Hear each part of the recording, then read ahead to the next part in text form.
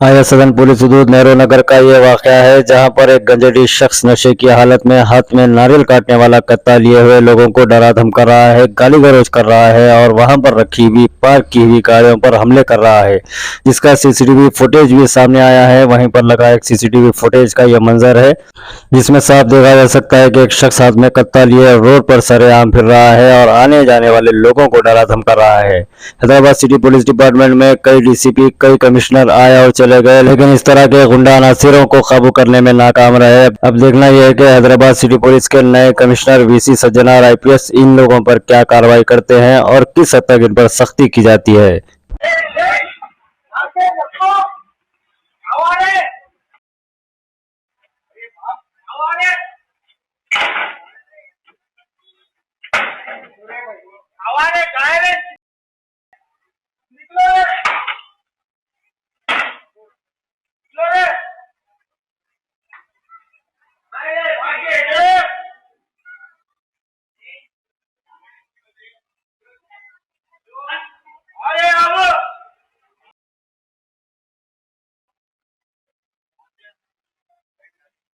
कौन बोलते हैं?